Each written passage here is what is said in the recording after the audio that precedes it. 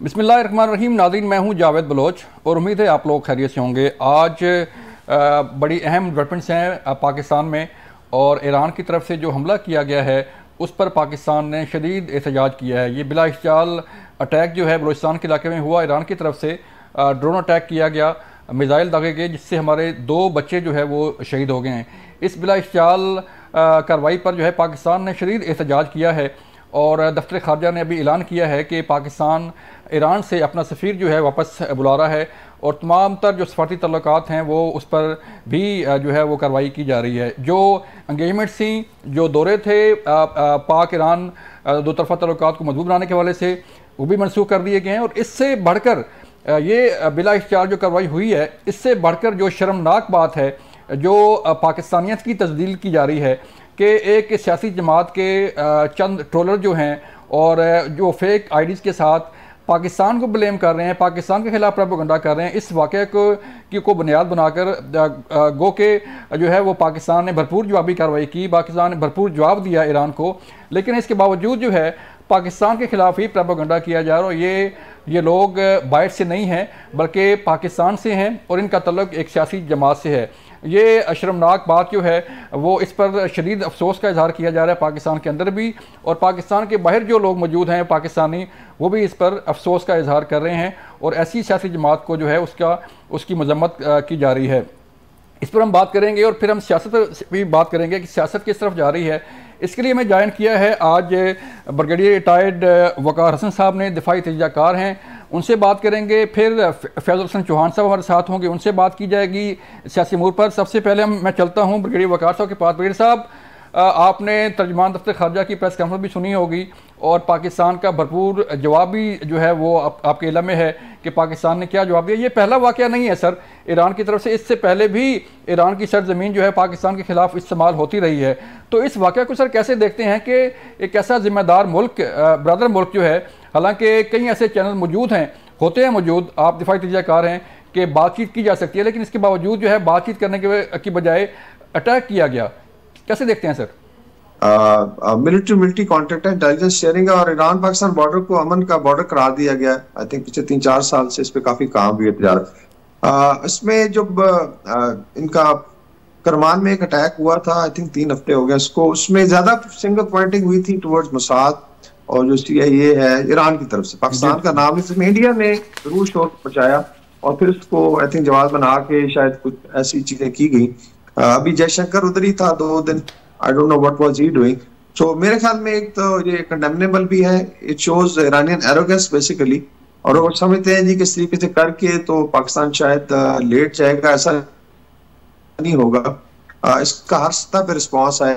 तो फिलहाल आपने डिप्लोमेटिक और इंफॉर्मेशन डोमेन में रिस्पॉन्स देखा है, इसकी काफी सारी चीजें पाकिस्तान के पास है जिस पे रिस्पॉन्स हम देंगे।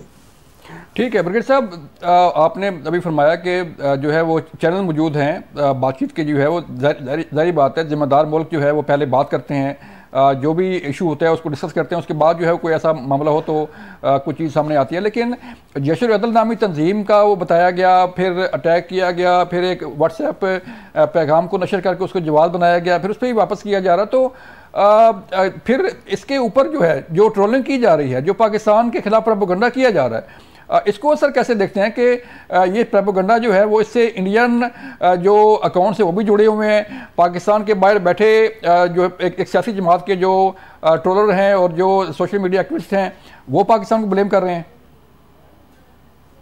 जिसमें एक तो एक्सपेक्टेड है, अगर जब आप करंट लीडरशिप को फॉलो करते हैं तो फिर ऐसे ही होता है। फिर एक तो आप ब्लाइंड होते हैं इसमें पैसे।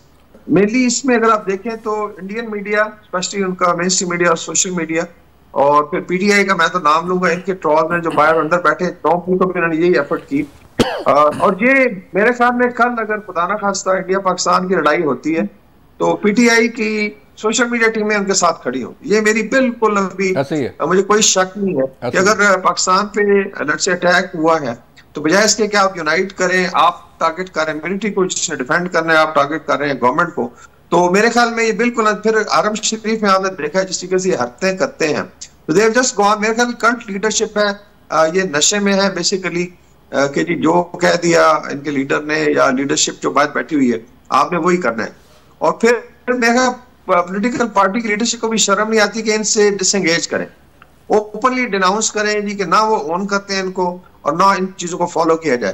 तो ये भी आई वुड से कि क्राइमस है कि खामोशी से जो है हो रहा है तो बस ठीक है होने दें, और इसकी जिम्मेदारी नहीं लेती पार्टी। मेरे ख्याल में अगर ये हरकत इन्होंने की है तो इनको तो इलेक्शन से आउट करना चाहिए, और इंशाल्लाह ताला इनका अशर नशर अवाम करेगी। लेकिन अफसोस है कि एक पॉलिटिकल पार्टी जिसकी फॉलोइंग है उसके जो सोशल मीडिया अकाउंट्स हैं, ऑफिशियल सोशल मीडिया अकाउंट्स और नॉन ऑफिशियल और ट्रॉल्स हैं, और बेसिकली भारत की साइड ले रहे हैं और कंफ्यूजन फैला रहे हैं, और इनका आई एम श्योर अवाम जो एहतसाब करेगी। ठीक है सर, देखें ना कि ना कोई ये जज छोड़ते हैं, ना कोई जन्नत छोड़ते हैं, ना पाकिस्तान को छोड़ते हैं, ना पाकिस्तानी इदारों को छोड़ते हैं। तो एक तो दुश्मन भी ऐसा शायद ना करे कि उसकी भी कोई रूल्स होंगे दुश्मनी के भी। तो बिल्कुल एक शुद्र बेमुहार जब भी कोई वाक़या होता है पाकिस्तान के बजाय पाकिस्तान का साथ देने के उल्टा पाकिस्तान मुखालिफ प्रोपेगेंडा किया जाता है। तो इस पर कोई कार्रवाई नहीं सर होनी चाहिए? FIA है, PTA है, पाकिस्तानी इदारे हैं, तो वो उनको कैसे देखना चाहिए सर? इसमें सोशल मीडिया लॉज हैं। अनफॉर्चुनेटली आपने देखा है कि इसको human rights, freedom of expression और इन चीजों का कवर लेके जो है ना इससे कोशिश करते हैं लोग बचने की, फिर कोर्ट्स में चले जाते हैं। अनफॉर्चुनेटली मैं तो हमेशा कहता हूँ कि हमारा जुडिशियल सिस्टम जो है ये 1880 का बना हुआ है, ब्रिटिश कॉमन लॉ का, और it can not match challenges of third decade of 21st century में। हम अभी तीसरा डेकेड चल रहा है, और इसमें अगर आप समझते हैं कि 1880 के कानून से और आप सारा कर लेंगे तो कॉमन इसको मैनेज। इवन इंडिया के अंदर मैं मिसाल दूंगा, इतने सख्त सोशल मीडिया लॉज है कि कोई बात कर, लाइक मेरा ट्विटर अकाउंट बंद है इंडिया में, मतलब आप बात ही नहीं कर सकते वहां पे। इसी तरीके से विद इन अभी उन्होंने एक हिंदुत्व वॉच, एक बहुत बड़ा सोशल मीडिया अकाउंट था, वो बंद कराया भारत में।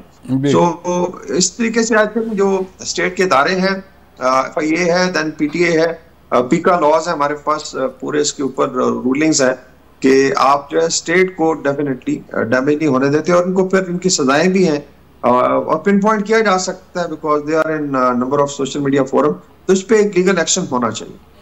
सर मुझे बताइएगा कि एक तो पाकिस्तान ने जवाब दिया, नाज़िम अमूर को बुलाया, डिमाश किया, ईरान में भी जो है वो एहतजाज रिकॉर्ड करवाया गया, और अब दफ्तर खारजा के तर्जमान ने ये ऐलान किया है कि पाकिस्तानी हुकूमत ने ईरान में जो पाकिस्तानी सफ़ीर हैं उसको वापस बुलाने का फ़ैसला किया है। ये तो सर सफारती लिहाज से एक जवाब था वो आ गया।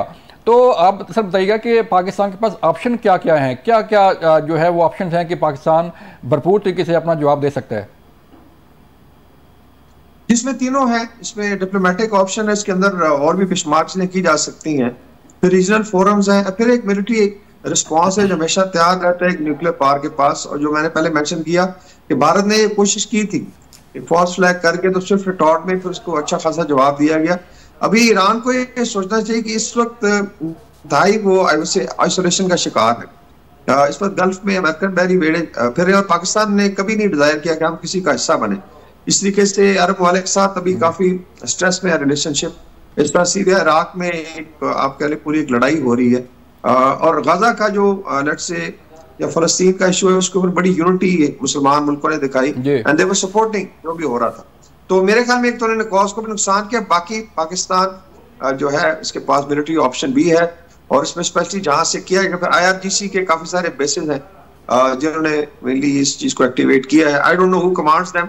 अगर इंडिया के कहने पे आप इस तरह के बोंडी सी कोशिश करेंगे तो पाकिस्तान को अपनी आई थिंक डिटरेंस रीएस्टैब्लिश करने के लिए मिलिट्री ऑप्शन के लिए सोचना होगा डेफिनेटली। बिल्कुल, बहुत शुक्रिया बग़ैर वक़ार साहब, आपने हमारा साथ दिया। बिल्कुल पाकिस्तान के पास जो है वो मुख्तलिफ ऑप्शन मौजूद हैं भरपूर जवाबी कार्रवाई करने का। सबसे पहले तो सफारती सतह पर जो है जवाब दिया गया है। मुझे ब्रेक के लिए कहा जा रहा है, मिलते हैं ब्रेक के बाद।